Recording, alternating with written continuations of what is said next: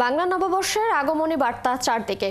ঢাকা বিশ্ববিদ্যালয়ের চারুকলা অনুষদে চলছে মঙ্গল শোভাযাত্রার মুখোশ ও নানা রকম প্রতীক তৈরির ব্যস্ততা। এবারের শোভাযাত্রায় ফুটিয়ে তোলা হবে গণঅভ্যুত্থান পরবর্তী বাস্তবতা ও ফ্যাসিবাদ পতনের নানা প্রতীক। সবুজ মাহমুদের প্রতিবেদন। বসন্ত পেরিয়ে রুদ্র বৈশাখের আগমন বার্তা চারিদিকে। নতুন বছরের সূচনায় নতুন স্বপ্ন, নতুন প্রত্যাশা। আর সেই স্বপ্নকেই যেন রং তুলিতে সাজিয়ে তোলার কাজে ব্যস্ত এই শিল্পীরা। ঢাকা বিশ্ববিদ্যালয়ে ঈদের ছুটির আমেজ, তবে থেমে নেই মঙ্গল শোভাযাত্রার আতুরঘর চারুকলার কর্মযজ্ঞ।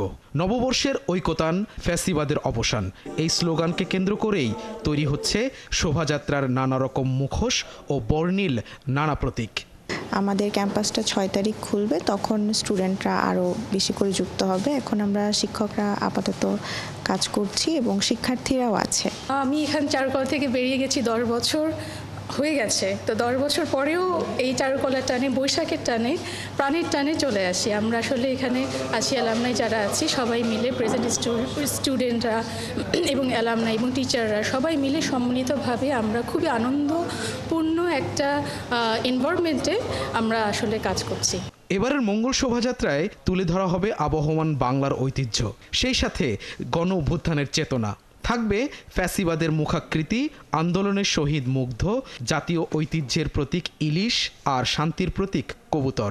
এই বছর নতুনভাবে আমরা আশাবাদী যে এইবার আমাদের মঙ্গল আসবে।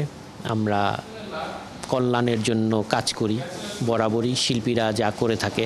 আমাদের কথা, আমাদের তুলিতে মুগ্ধর যে পানির বোতল, ওই বোতলটা আমরা বানাবো এবং এখন যে চারটা করেছি সেটা একটা হচ্ছে দৈত্যের মুখ, আর একটা হচ্ছে আপনার বাঘ, আমাদের ফোক মোটিভের বাঘ, আর আরেকটা হচ্ছে আপনার আমাদের জাতীয় মাছ ইলিশ মাছ, আর আরেকটা হচ্ছে ফোক পাখি। শিক্ষকরা বলছেন সব বিতর্ককে পেছনে ফেলে অতীতের রীতি ও পরম্পরা মেনেই সম্পন্ন হবে এবারের শোভাযাত্রা।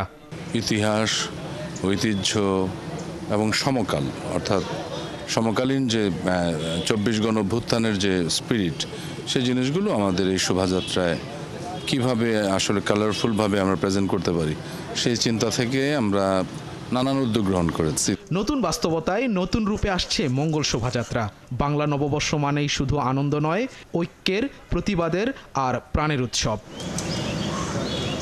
সবুজ মাহমুদ, ৭১, ঢাকা।